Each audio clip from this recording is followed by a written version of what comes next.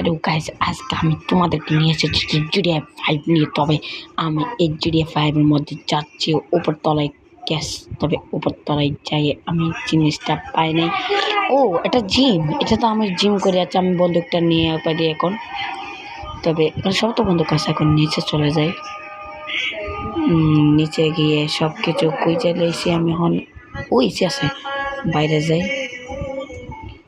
আমি এখন নিচে যাইব সব কিছু নিতে। ও, এটা কি গাড়ি? আচ্ছা, আমি এখন গাড়িতে উঠবো।